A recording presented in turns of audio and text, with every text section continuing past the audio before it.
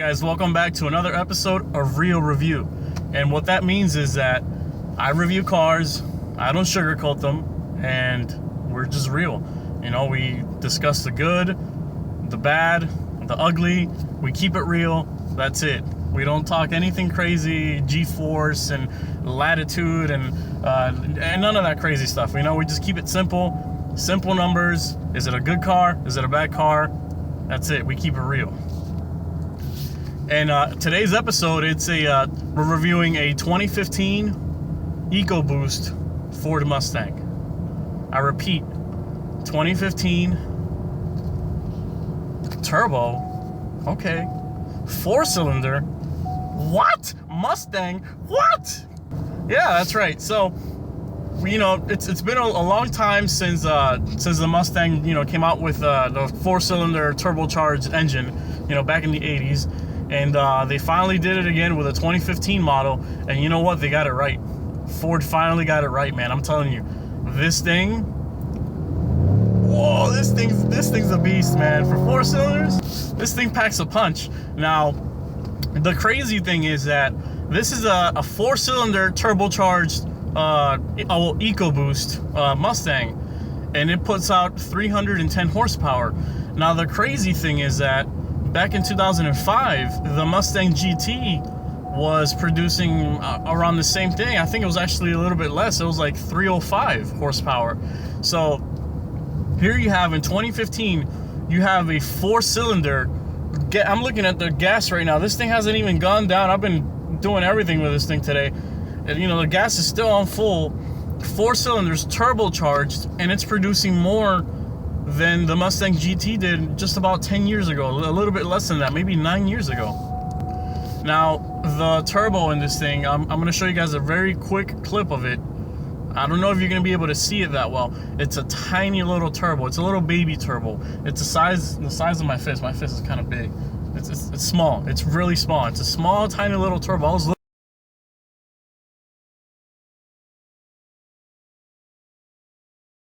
looking for it. I was like, where the hell is this turbo? And I was like, oh, there it is. How you doing, little thing? How you doing, you little cute thing? So it's a tiny little turbo, but it does pack a punch. And you know, and it's really hard to hear. Oh, let me put my seatbelt on so this thing starts clicking. Safety first, guys. Always wear your seatbelt. Click it or ticket. Anyway, now that we got that annoying beeping sound out of the way, the little turbo, the little baby turbo, it does pack a punch, you know, and it's hard to hear right now because it's from the inside, but that you could actually hear the little spooling noise, you know, little turbo whine, and it's very cute, man. I love this thing. So, one of the things I do hate about this Mustang though is the hood. It feels like you're driving a freaking limousine, and the reason I say that is because I drive a Charger SRT8, and that thing's a freaking boat. I call it the killer whale because it's just this long, huge freaking thing. And I can see better over the hood in that car than I can in this Mustang. And I'm not a small guy, and I'm telling you, like, it looked like that hood just goes on forever. It's like when you're trying to park or you're trying to like creep forward to like make a turn or something, you don't even know if half your nose is sticking out or if you're back in, because it just goes on forever, the hood. Now, another thing I don't like about this car is, this is the EcoBoost model, and you know, it's pretty good. The interior is amazing. You know, I think it has one of the best interiors out of all the trims of the Mustang for the 2015, the packages. But the interior, however, the seats, after a while, it does get very uncomfortable. After like an hour of driving, like, you know, you're like moving around in your seat, you're like driving sideways, you know, you're like, I'm just gonna drive like this for the rest of the day, because this thing is like super freaking, they get very uncomfortable. Now, you figured this would be like a perfect road trip car, you know, you got a Mustang and all that, but I mean, if you're planning on doing road trips with this thing, get ready, because they do get uncomfortable after a while, especially if you got back problems and all that. The seats do tend to get very uncomfortable.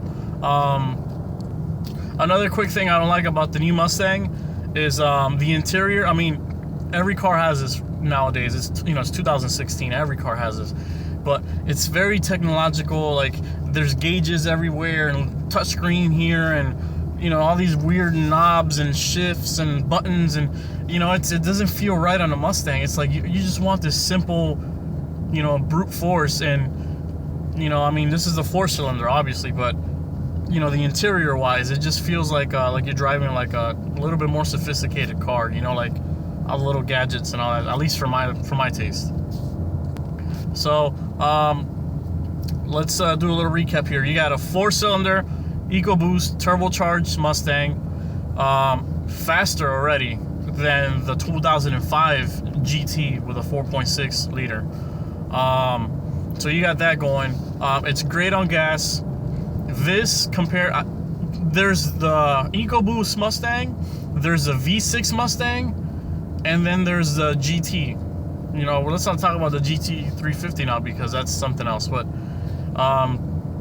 pretty much out of between the 5.0 and the V6 and the EcoBoost, I would say it's a close battle between the EcoBoost and the 5.0. And now here's where it gets, you know, it gets very picky. The 5.0 is obviously, it's a lot more powerful. I think it has like 100 and something more horsepower, right?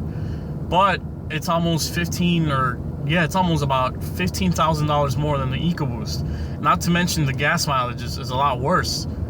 I think that for the EcoBoost, which is around 25,000, putting in a couple mods, and you're making either the same as the 5.0 or a little bit more for half the price, and you're still saving on gas, because this little baby turbo, it does pack a punch.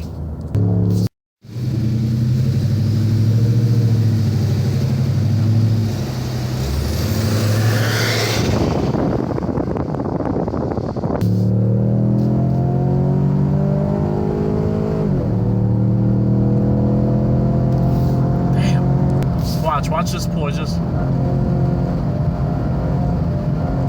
That's just that damn turbo doing all of that, man. Once it starts spooling up and creating whatever amount of boost it is, it probably isn't even that high. It starts going. You know what? This thing's pretty cool.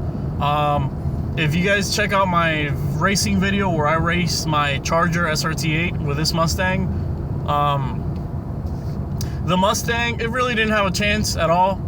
And I didn't set up the camera far enough. Once we passed the finish line, I kept pulling even further away. It was like at least maybe a good 4 or 5 car lengths behind. But one thing I did like though is that I mean, you're comparing a Hemi to a EcoBoost, but it can hold its own.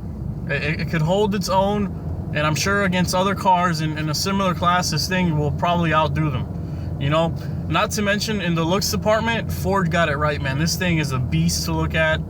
The customization options are off the charts. You know, I mean, they hit it out of the park with the looks department with the Mustang. Out of control. This thing is a work of freaking art. This car is a work of art. You know, it's an amazing car. If you're stuck between the 5.0 and the EcoBoost, I mean, I'm an old school muscle car guy. I would probably go with a 5.0, but don't feel bad if you own or if you can't afford one and you do get the EcoBoost. This thing is a beast. A little bit of mods, a little exhaust, maybe a bigger intake, you know, get the intercooler, bigger turbo, whatever you got to do. This thing's a competitor, man, for half the gas and half the price. I mean, you can't go wrong with that. So, until next time, guys, if you like the video, subscribe, give it a thumbs up, share it, do what you got to do. Let your fellow EcoBoost Mustang owners out there know that, you know, it's okay. It's okay. You know, they have a 4-cylinder Mustang, but you know what? It has a turbo, and it's a baby turbo, but that thing's a beast. All right? Don't feel bad about it, man. It's a beast. And not to mention, it's a badass looking car. So until next time, guys, I'm going to be working on another review coming up. I'm going to try to bump up the cylinders, bump up the cars, you know, keep it cool. So we'll see what happens with that. Give my Charger a little challenge, because, you know, I keep beating these cars, man. We need something more challenging. I beat a BRZ, BMW. Well, I mean, this Mustang.